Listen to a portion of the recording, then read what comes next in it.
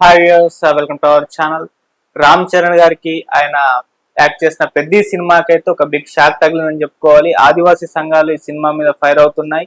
So వాళ్ళు atrocity case పెట్టాలని చెప్పేసి కూడా కోరడం అయితే జరిగింది. అసలు ఏం జరిగింది ఇష్యూ, మరి ఎందుకు అట్రాసిటీ కేసు పెట్టాలని ఆదివాసీ సంఘాలు ఫైట్ చేస్తున్నాయి, మరి అంశాన్ని ఏ విధంగా చూడొచ్చు, దీనికి సంబంధించి డిస్కస్ చేయడానికి ప్రజెంట్ మనతో పాటు సీనియర్ జర్నలిస్ట్ దుర్గా వర్లమణి గారు వారిని తెలుసుకునే ప్రయత్నం చేద్దాం. నమస్కారం మేడం. నమస్తే. ఇంకో వివాదం అని చెప్పుకోవాలి మేడం. ఆల్రెడీ ఒక వివాదం జరిగింది, కాస్త సద్దుమణినట్టుగా కనిపించినప్పటికీ ఇప్పుడు ఇంకో వివాదం తెరపైకి రావడం చూస్తున్నాం. సో ఆదివాసీ సంఘాలు అయితే ఫైర్ అవుతున్నాయి, అట్రాసిటీ కేసు పెట్టాలని చెప్పేసి కోరుతున్నాయి. వాళ్ళు కలెక్టర్ ని, ఎస్పీని, వీళ్ళందరినీ కూడా కలవడం జరిగింది. ఎందుకు మేడం, ఏం జరిగింది అసలు? ఇప్పుడు నాకు అర్థం కాని విషయం ఏంటంటే, తిట్టేటప్పుడు అలాగే కదా తిడతారు, కొండ నా కొడక ఏదో తిడతారు కదా, ఆ పదం 15 సార్లు వాడారు. ఇక్కడ ఏ క్యాస్ట్ ని కించపరచలేదు. కొండ అంటే ఒక కొండ అక్కడ ఉంది, ఆ సినిమాలో అదే కదా మెయిన్. అక్కడ తిట్టేందుకు అవుతుంది, అది నాకు అర్థం కాలే. అంటే సీరియస్లీ ఇప్పుడు ఒక పర్టికులర్ క్యాస్ట్ ని తిడితే అది వేరు. ఇప్పుడు గిరిజనులని వాడు లేకపోతే ఇంకేదో, నాకు అది ఆ పాయింట్ నాకు అర్థం కాల. అంటే కొండ అనేది ఒక సింబాలిక్ గా స్టోరీ అంతా దానికి సంబంధించే ఉంటుంది కదా. కొండ కింద వేరు, కొండ అవతల వేరు కదా.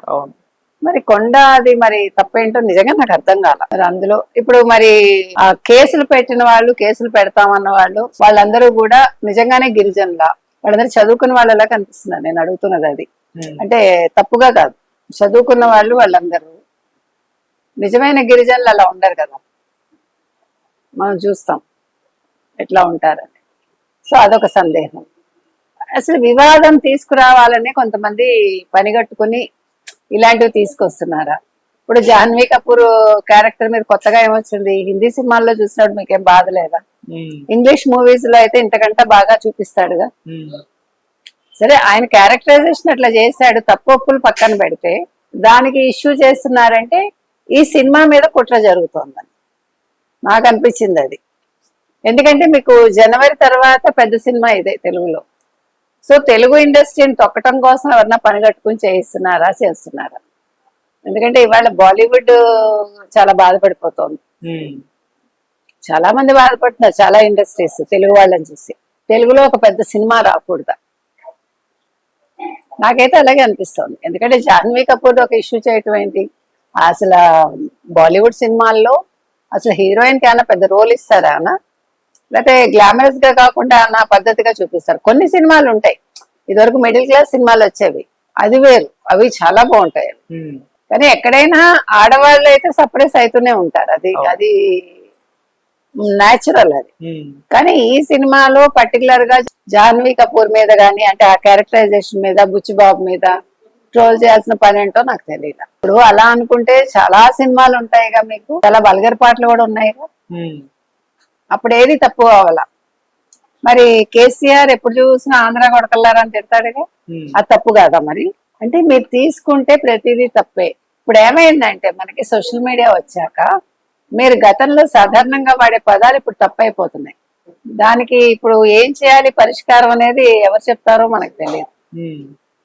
మనం క్యాజువల్ గా మాట్లాడే పదాలు ఇవాళ ఇలా వాడకూడదు, ఇది మమ్మల్ని కించపరిచినట్టు అంటున్నారు. దీని పరిష్కారం ఎవరు తీసుకొస్తారు? అలా అంటే చాలా కులాల వాళ్ళని చాలా నీచంగా మాట్లాడతారుగా, ఈవెన్ అప్పర్ క్యాస్ట్లను కూడా. మరి అది తప్పేగా. అంటే మీరు మాట్లాడితే తప్పలేదు, వాళ్ళు ఒక పదం వాడితే తప్ప. సో మొత్తం మీద ఒకటే కనిపిస్తోందండి, ఈ సినిమాని ఎలాగో ఒకలాగా వివాదాల్లోకి లాగాలి. రెండోది సినిమా కలెక్షన్స్ తగ్గించాలి. సో వచ్చేది ఎలాగో వస్తుంది, చూడాలి అనుకుంటే చూస్తారు, వద్దనుకుంటే మానేస్తారు. మీరు కాంట్రవర్సీలు చేసినంత మాత్రాన ఏమవుతుంది? ఇప్పుడు బుచ్చిబాబు మీద కేసు పెడతాము, లేకపోతే రామ్ చరణ్ మీద కేసు పెడతామంటే అది వాళ్ళ విఘ్నతకి మనం వదిలేయాలంటే. ఎందుకంటే ఇంక సినిమాలే తీయకూడదు. మీకు తెలుసా సర్కస్లన్నీ ఇప్పుడు చాలా తగ్గిపోయాయి, ఎందుకో తెలుసా మీకు? Do you know? ఒకప్పుడు ఎంత పెద్ద సర్కస్లు వచ్చేవి. అలాంటిది సర్కస్ ఈ మధ్యన నేను శ్రీనగర్ కాలనీలో ఒక ఇందులో పెట్టడం చూసాను. ఎంత పెద్ద గ్రౌండ్ కావాలి తెలుసా? నా చిన్నప్పుడు జెమినీ సర్కస్ అని వచ్చేది, చాలా పెద్ద సర్కస్. అది ఒక పెద్ద గ్రౌండ్ ఉండాలి దానికి. కానీ ఇప్పుడు మీరు జంతువుల్ని వాడకూడదు. జంతువులు లేకుండా సర్కస్ ఏంటి? సింహాలు లేకుండా, తర్వాత పులులు లేకుండా, ఏనుగులు లేకుండా కుదరదు కదా. అందుకని అది ఒక నోటి దగ్గర కూడు పడిపోయినట్టే. ఎంత మంది ఎన్ని కుటుంబాలు బతుకుతాయి తెలుసా దాని మీద. చిన్న చిన్న పిల్లలు వచ్చేస్తారు సర్కస్ లోకి, పేరెంట్స్ వదిలేసేది తిండి కోసం. వాళ్ళకి ఏడాదికి ఇంతని ఇచ్చేస్తారు వాళ్ళకి. ఆ పిల్లలు ఇక్కడే ఉంటారు, వాళ్ళ పోషణ అంతా ఈ సర్కస్ యాజమాన్యమే చూసుకుంటుంది. మెయిన్ పర్సన్ ఎవరు ఉంటారు. మీకు డీడీలో ఒక మంచి సీరియల్ వచ్చేది, షారుఖ్ ఖాన్ అలాగే కదా గొప్పవాడయ్యాడు. డీడీలో సర్కస్ అని ఒక షో వచ్చేది, ఓకే, ఎవ్రీ సండే వచ్చేది. అది చాలా బాగుంటుంది అది, ఆ సీరియల్. ఆ తర్వాతే షారుఖ్ ఖాన్ హీరో అయ్యాడు. అంటే నేను ఇది ఎందుకు చెప్పానంటే, ఒక కళ గాని, లేదు ఒక అంశం గాని, లేదు ఒక షో గాని చచ్చిపోతాయి కదా ఇట్లా వివాదాల్లోకి వెళ్తే. ఇంకా సినిమాలు కూడా అలాగే అయిపోతాయా? ఇలా ఇంకేం మాట్లాడతారు, ఏం పెడతారు? కళలో మీకు కొన్ని హద్దులు ఉండవు, ఉంటాయా? సినిమాలకి ఎక్కువ హద్దులు ఉండవు. ఎందుకంటే అవి సమాజంలో జరిగే వాళ్ళు అక్కడ ప్రొజెక్ట్ చేస్తారు, వాళ్ళు సొంతంగా కల్పించరు. కొండనా కొడక అని ఉంటే అక్కడ వాళ్ళు వాడే భాష అయి ఉంటుంది, సొంతంగా వీళ్ళు కనిపెట్టారుగా. సాధారణంగా పదాలు కాయినేజ్ చాలా తక్కువ జరుగుతుంది. ఇక్కడ పింగళ్ లాంటి వాళ్ళు చేశారు మాయాబజార్ లో, వీరతాళ్ళు 1000 వీరతాళ్ళు అంటారు కదా. అందుకని మీరు ప్రతిదీ అబ్జెక్ట్ చేస్తే ఒక కళ అంతరించిపోతుంది, అంతే నా ఉద్దేశం. ఓకే మేడం, ఇక్కడ మెగా హీరోల సినిమాలకి ఇటువంటి ప్రాబ్లమ్స్ రావడం మనం చూస్తున్నాం. అప్పుడు హరిహర వీరమల్లు విషయంలో కూడా కొన్ని ఇబ్బందులు వచ్చాయి, వివాదాలు అయ్యాయి. ఇప్పుడు ఈ సినిమా అంటే టార్గెటెడ్ అని అర్థమవుతుందిగా.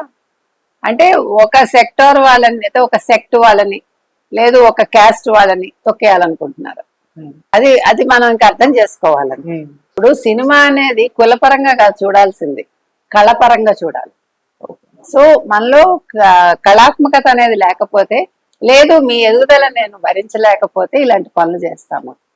ఇది ఆరోగ్యకరం కాదు. Okay, thank you so much.